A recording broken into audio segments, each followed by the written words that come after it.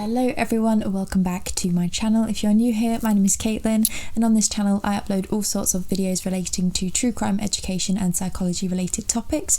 So if that sounds like something you'd enjoy and you haven't already, then please do subscribe and also turn on that little notification bell so you know whenever I upload a new video. I will also have on the screen all of my other social medias, so my second channel, my Instagram and my TikTok, where I'm regularly posting. So if you want to see some more content from me, then check out those as well. And for today's video, we're going to be discussing a rather chilling and mysterious case. We're going to be discussing the case of Dorothy Jane Scott, but before we get into the video, I'm just going to zoom through my usual disclaimer that I like to include at the start of all my videos, just letting you guys know that I'm not claiming to be an expert in this case or any of the other cases that I cover over on my channel.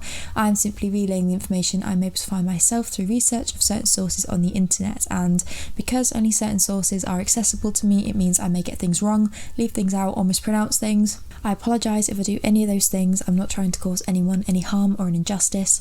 I'm simply working with the information that I have available to me. So with all that being said, let's just go ahead and get started discussing the case of Dorothy Jane Scott. Dorothy Jane Scott was born on the 23rd of April in the year of 1948 in Anaheim in California to Jacob and Vera Scott. Dorothy was known to be a lovely young woman who had a tendency to be rather introverted, and when she was in her late teens, she experienced many of her peers fighting for equal rights and breaking social norms in a particularly extroverted manner. In 1976, when Dorothy was in her late 20s, she gave birth to a baby boy who she named Sean. And there isn't really a lot of information about Sean's father, and it appeared as though he hadn't been particularly present in his son's life. One source I did read stated that he had actually been living in Missouri at the time of his son's birth, and so I suppose this would provide some form of explanation as to why he wasn't directly involved in his son's early life. At the time of having her son, Dorothy was living with her aunt in a place called Stanton in California, which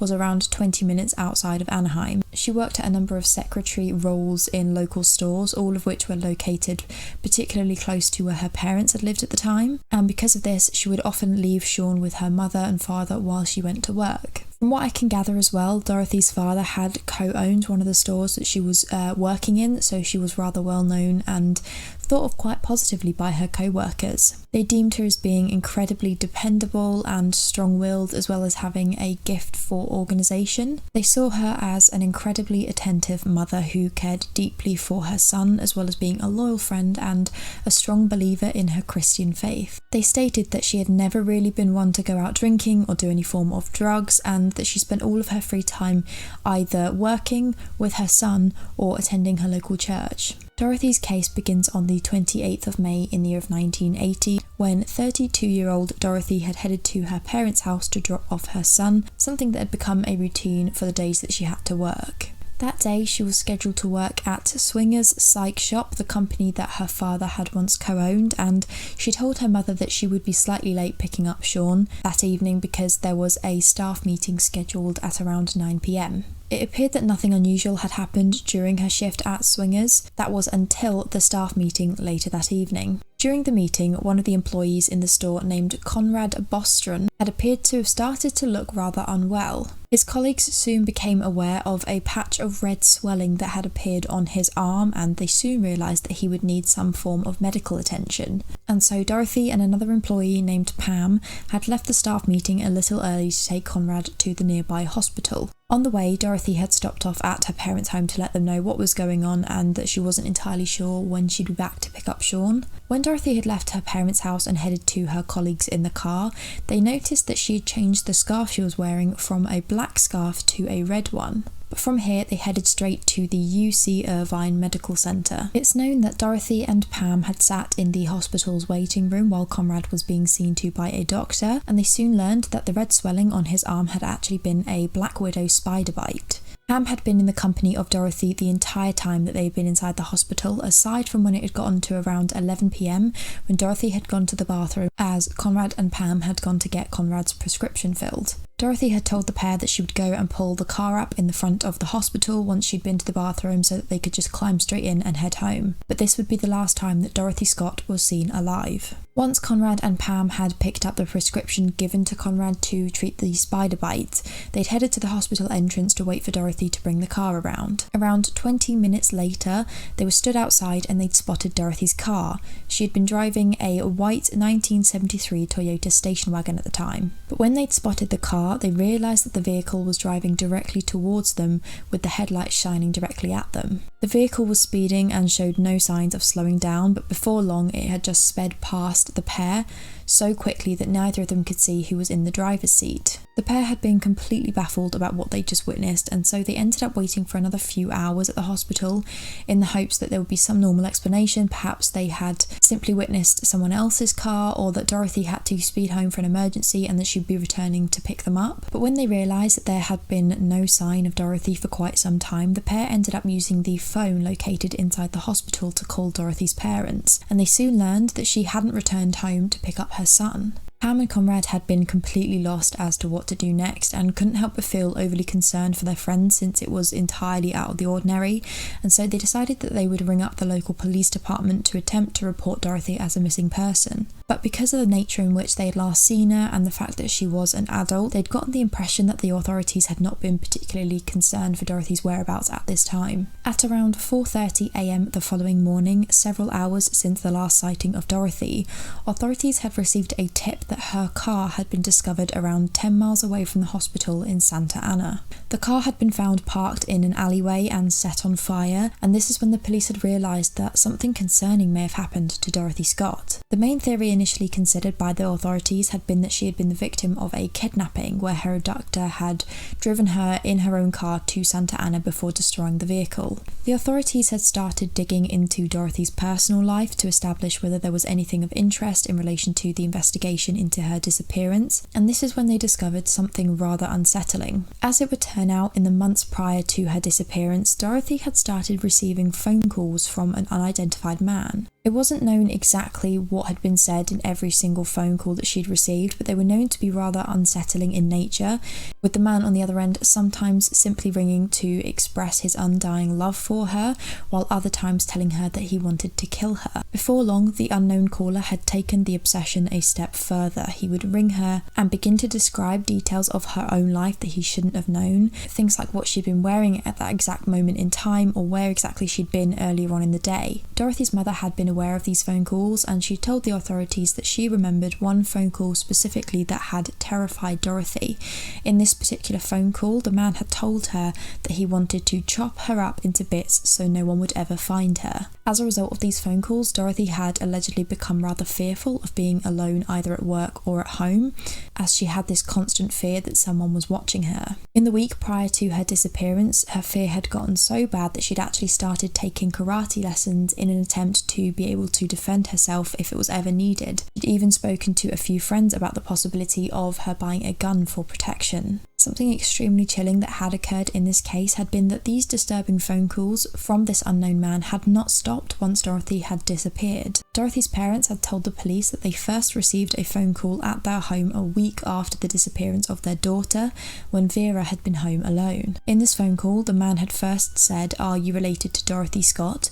And when she replied saying yes, the man replied saying, "I've got her," before hanging up. And in terms of the authorities' investigation into Dorothy's disappearance, it had appeared a likely enough assumption that whoever had been behind these disturbing phone calls had likely been the one to have something to do with her disappearance. Because of the nature in which Dorothy had disappeared, the investigators had asked her parents to refrain from speaking to any media outlets as the exposure could negatively impact their search. But around a week after this, Jacob Scott had had enough of waiting for the police to continue their search, and he contacted the Orange County Register newspaper. The paper ended up printing a story detailing everything about Dorothy's disappearance, and Jacob had likely done this in the hopes that it would speed up the search for his daughter, but it seemed that whoever had been involved in Dorothy's disappearance had been aware of this newspaper article, as they then went to call up the editor of the Orange County Register themselves. The unknown caller had said to the editor, "I killed her. I killed Dorothy Scott. She was my love. I caught her cheating with another man. She denied having someone else. I killed her." Caller had also allegedly been able to provide details about Dorothy, including the colour of the scarf that she was wearing on the day that she disappeared and exactly why she'd been inside the hospital, that nobody outside of the authorities had necessarily been aware of. And this phone call had come as a complete shock to Dorothy's friends and family, as if the caller was being entirely truthful in this confession. They themselves had no knowledge of Dorothy having a love interest of any kind. Her family had told the police that even if she'd wanted one, she would have found it extremely difficult to find the time for one around her working multiple jobs and looking after her son. As a result, authorities had been under the impression that if this man, this unknown caller, had kidnapped Dorothy, he had likely been rather mentally unstable and had concocted this concept of being in a relationship with Dorothy inside of his head. Despite the authorities having such a strong avenue of investigation, there was very little they could do in an attempt to track down Dorothy and the identity of this unknown caller. Years passed with no sign of Dorothy Scott, but the unknown caller had never failed to call her parents at exactly the same time to taunt them. For around 4 years after Dorothy's disappearance, the Scotts would receive a phone call nearly every Wednesday afternoon saying something surrounding him having their daughter and that he'd killed her. It seemed as though he had been watching Dorothy's parents for some time and he'd gotten to know their routines, as he only ever called when Vera was in the home alone. The calls appeared to end for a brief period of time when one day he had called slightly later on in the day and Jacob had been the one to answer. It's believed that the authorities had attempted to trace the phone calls on numerous occasions, but the caller had never stayed on the phone long enough for them to actually trace a location. And in terms of suspects, I couldn't really find any information of anyone ever being listed as a suspect or there being any arrests in the case. It seems as though Sean's father had been looked into as potentially having some involvement, but was ultimately ruled out as he was known to have been in Missouri at the time of her disappearance. And when you do some searching through some internet forums, there are a few other individuals that people have theorised as potentially having some involvement, although I've chosen to refrain from including these specific named people and theories in this video simply because they are only speculations and there is no solid evidence as of yet to support any of them.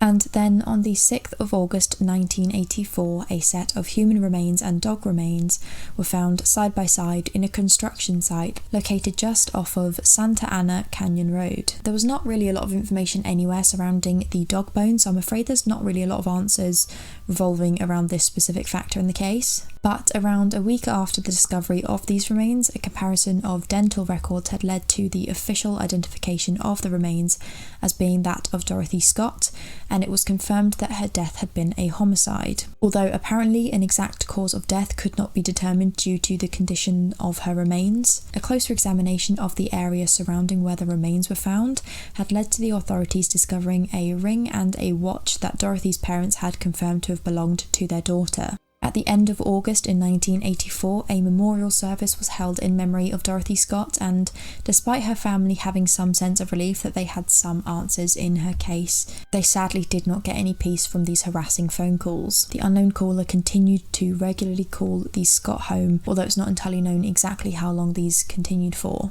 Sadly, there remains no new updates in the case of Dorothy Scott, and the killer remains unidentified. As I said, there are a number of theories floating about online, and I don't really like to include anything unless I feel as though there is some, at least, solid evidence to support it. But the majority of these theories do appear to follow the same lines, that this unknown caller had been an admirer of Dorothy Scott and had followed her from her home to the hospital on the evening of her disappearance, and then he'd been angered when he'd seen her in the presence of another man, which had been her colleague Conrad, and then when she'd exited the hospital on her own to collect her car, he had confronted Dorothy of being unfaithful to him, which is where she was entirely unsure of what was happening. She had attempted to calm the man and explain to him why she was at the hospital with her co-worker, and this is how he had knowledge of them being there, because of Conrad having a spider bite, which was the information he'd later shared with the newspaper editor. But the man had not been calmed and had managed to throw her into her own car, either driving the vehicle himself or threatening her to drive it. which would explain the reckless driving that was seen by Pam and Conrad outside of the hospital. It breaks my heart that both Jacob and Vera have died, Jacob in 1994 and Vera in 2002, without them ever having any answers regarding why their daughter was kidnapped and who had been responsible. Dorothy's son Sean is believed to be continuing to fight for answers in his mother's case, but it sadly does remain unsolved, and I truly do hope one day some answers are found. So that is where I'm going to end today's video. As always, leave your thoughts down below. Thank you guys so much for watching. I hope you found this interesting, and I'll see you guys very soon for another video. Thanks for watching. Bye.